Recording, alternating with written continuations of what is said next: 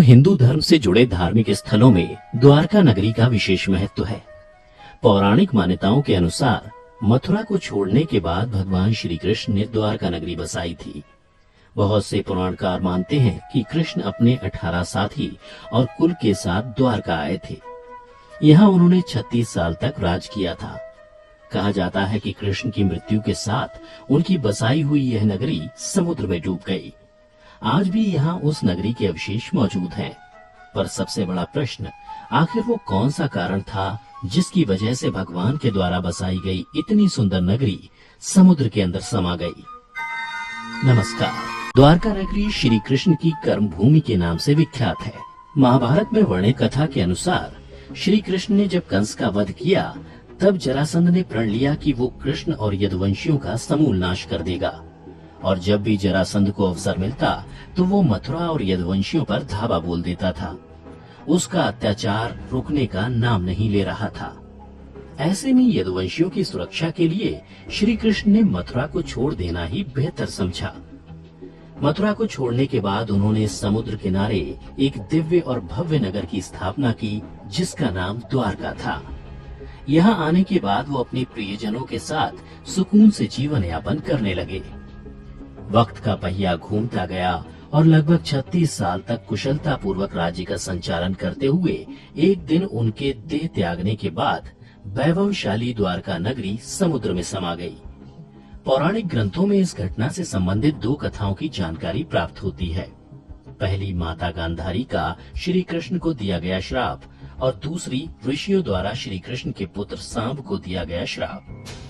महाभारत का युद्ध समाप्त होने के बाद महर्षि व्यास के शिष्य संजय ने जब गांधारी को यह बताया कि पांडव अपने साथियों और द्रौपदी संग हस्तिनापुर आ चुके हैं, तो उनको बड़ा मानसिक कष्ट हुआ। फिर भी किसी तरह उन्होंने अपने मन को संभाला, लेकिन जब उन्हें यह बात पता चली कि पांडवों के साथ भगवान श्री कृष्ण भी हैं, तो वह तिलमिला उठी और उनका मन प्रतिशोध के लिए लालायित हो उठा। उन्होंने श्री कृष्ण को श्राप दिया। गांधारी बोली, अगर मैंने अपने आराध्य की सच्चे मन से आराधना की है और निस्वार्थ भाव से पतिव्रत का पालन किया है, तो जिस प्रकार मेरे कुल का नाश हुआ है, बिल्कुल वैसे ही तुम्हारी आंखों के सामने तुम्हारे कुल का भी नाश हो जाएगा। तुम्हारी ये आलीशान द्वारका नगरी तुम्हारे सामने समुद्र में डूब जाएगी। गांधारी के इतना कहने के पश्चात श्री कृष्ण मुस्कुराए और बोले, माता, मुझे इसी आशीर्वाद की प्रतीक्षा थी। मैं आपके श्राप को सहर्ष स्वीकार करता हूँ। फिर वो द्वारका की ओर प्रस्थान कर गए। एक बार की बात है, महर्षि विश्वामित्र, कर्ण, देवर्षि नारद आदि का द्वारका आगमन हुआ और वो भ्रमण पर निकले। वहाँ कृष्ण पुत्र सांब अपने साथियों के संग मौजूद थे। उन लोगों ने ऋषियों के साथ मजाक करने की योजना बनाई, जिस क्रम में सांब को स्त्री का वेश धारण करवाकर ऋषियों से बोले, यह स्त्री गर्भवती है, आप बताइए इसके गर्भ से क्या उत्पन्न होगा। ऋषियों ने जब देखा कि ये युवक हमारा अपमान कर रहे हैं, तो क्रोधित होकर उन्होंने श्राप दिया कि श्री कृष्ण का यह पुत्र वृष्णि और अंधक वंशी पुरुषों का नाश करने के लिए एक लोहे का मूसल उत्पन्न करेगा, जिसके द्वारा तुम जैसे क्रूर, अहंकारी और क्रोधी लोग अपने समस्त कुल का संहार करोगे। श्री कृष्ण और बलराम के सिवा सब लोगों पर उस मूसल का प्रभाव होगा। जब श्री कृष्ण को यह बात पता चली, तो उन्होंने कहा, यह जरूर सत्य होगा। श्राप के फलस्वरूप सांब ने मूसल उत्पन्न किया, पर ये बात राजा उग्रसेन को पता चली, तो उन्होंने मूसल को चुराकर चुपचाप समुद्र में फेंकवा दिया। साथ ही यह भी घोषणा करवा दी कि आज से कोई भी वृष्णि व अंधक वंशी अपने घर में मदिरा का उत्पादन नहीं करेगा। जो भी व्यक्ति छिपकर मदिरा तैयार करेगा, उसे मृत्यु दंड की सजा दी जाएगी। यह सुनकर द्वारका वासियों ने मदिरा नहीं बनाने का प्रण लिया। इसके बाद द्वारका में आए दिन अशुभ घटनाएं घटने लगी। कभी तेज आंधी और कभी तेज तूफान। चूहों की संख्या अचानक से इतनी ज्यादा बढ़ने लगी कि मनुष्यों से ज्यादा चूहे दिखने लगे और सोते हुए मनुष्यों के बाल और नाखून को कुतरने लगे। सारस, उल्लुओं की और बकरे, गीदड़ों की आवाज निकालने लगे। पूरी द्वारका नगरी में अजीब सी घटनाएं घटित होने लगी। गायों के पेट से गधे, कुत्तियों से बिलाव, नेवलियों के गर्भ से चूहे पैदा होने लगे। यदुवंशी तामसिक क्रियाओं में संलिप्त रहने लगे। जब श्री कृष्ण ने नगर में होते इन अपशकुनों को देखा, तो उन्होंने सोचा कि कौरवों की माता गांधारी का श्राप सत्य होने का समय आ गया है। इन अपशकुनों को देखकर तथा पक्ष के 13वें दिन अमावस्या का संयोग जानकर श्री कृष्ण काल की अवस्था पर विचार करने लगे। उन्होंने देखा कि इस समय वैसा ही योग बन रहा है जैसा महाभारत के युद्ध के समय बना था। गांधारी के श्राप को सत्य करने के उद्देश्य से श्री कृष्ण ने यदुवंशियों को तीर्थ यात्रा करने की आज्ञा दी। श्री कृष्ण की आज्ञा से सभी राजवंशी समुद्र के तट पर प्रभास तीर्थ आकर निवास करने लगे। प्रभास तीर्थ में रहते हुए एक दिन जब अंधक व वृष्णिवंशी आपस में वार्तालाप कर रहे थे, तभी सात्विक ने आवेश में आकर कृतवर्मा का उपहास और अनादर कर दिया। कृतवर्मा ने भी कुछ ऐसे शब्द मुख से निकाल दिए जिससे सात्विक का क्रोध 7वें आसमान पर पहुंच गया और उन्होंने कृतवर्मा का वध कर दिया।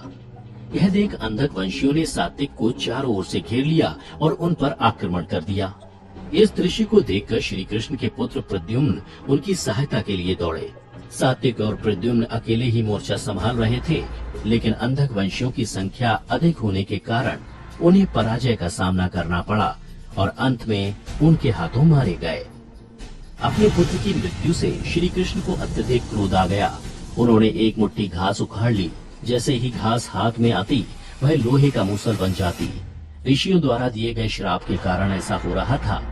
मूसल इतना ज्यादा शक्तिशाली हो गया था कि उससे एक ही बार से वध हो जाता था और इस प्रकार यदुवंशी आपस में ही युद्ध करके मरने लगे। श्री कृष्ण के देखते ही देखते साम, चारुदेशन, अनिरुद्ध और गद की मृत्यु हो गई। इसके बाद श्री कृष्ण का रौद्र रूप देखने को मिला और उन्होंने सभी सूरमाओं का वध कर डाला। अंत में श्री कृष्ण और उनके सारथी दारुक ही शेष बचे।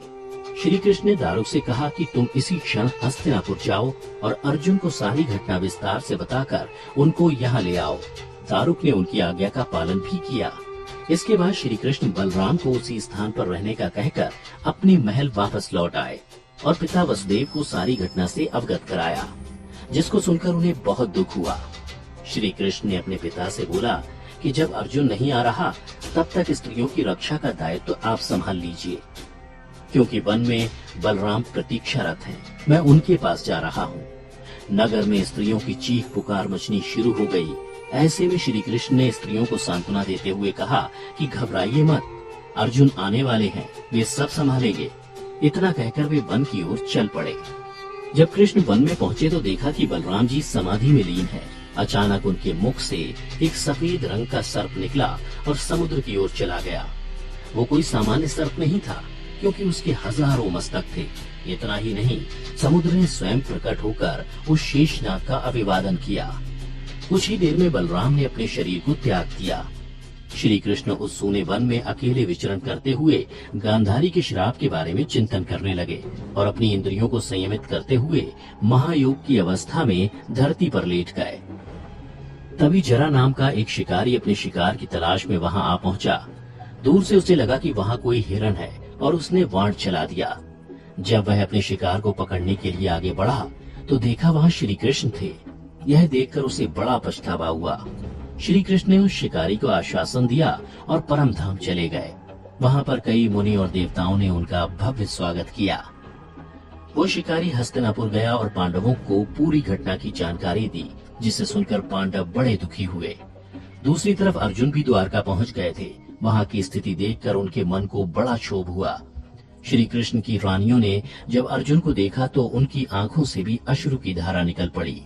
इस दृश्य को देखकर अर्जुन की आंखें भी नम हो गईं। वहां का पूरा माहौल ही शोकमय हो गया। वसुदेव भी वहीं उपस्थित थे।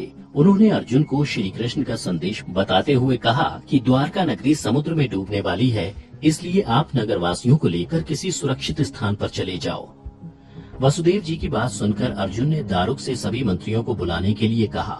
मंत्रियों के आते ही अर्जुन ने कहा कि मैं सभी नगरवासियों को यहाँ से इंद्रप्रस्थ ले जाऊंगा, क्योंकि शीघ्र ही इस नगरी को समुद्र अपने में समा लेगा। अर्जुन ने मंत्रियों से कहा कि आज से 7वें दिन सभी लोग इंद्रप्रस्थ के लिए प्रस्थान करेंगे, इसलिए आप शीघ्र ही इसके लिए तैयारियां शुरू कर दें। सभी मंत्री तुरंत अर्जुन की आज्ञा के पालन में जुट गए। अर्जुन ने वह रात श्री कृष्ण के महल में ही बिताई। अगली सुबह श्री कृष्ण के पिता वसुदेव जी ने भी प्राण त्याग दिए। अर्जुन ने विधि विधान से उनका अंतिम संस्कार किया। वसुदेव जी की पत्नी देवकी, भद्रा, रोहिणी व मद्रा भी चिता पर बैठकर सती हो गईं। इसके बाद अर्जुन ने प्रभास तीर्थ में मारे गए समस्त यदुवंशियों का भी अंतिम संस्कार किया। 7वें दिन अर्जुन श्री कृष्ण के परिजनों तथा सभी नगरवासियों को साथ लेकर इंद्रप्रस्थ की ओर चल दिए। उन सभी के जाते ही द्वारका नगरी समुद्र में डूब गई। ये दृश्य देखकर सभी को बड़ा आश्चर्य हुआ और इस प्रकार सोने से सजी द्वारका नगरी समुद्र में समा गई।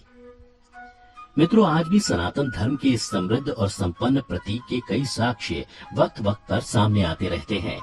द हिंदू की एक रिपोर्ट के मुताबिक 1963 में सबसे पहले द्वारका नगरी का एक excavation Deccan college Pune, department of archaeology और गुजरात सरकार ने मिलकर किया था। इस दौरान करीब 3000 साल पुराने बर्तन मिले थे। इसके बाद आर्कियोलॉजिकल सर्वे ऑफ इंडिया की अंडर वाटर आर्कियोलॉजी विंग को समंदर में कुछ तांबे के सिक्के और ग्रेनाइट स्ट्रक्चर भी मिले थे।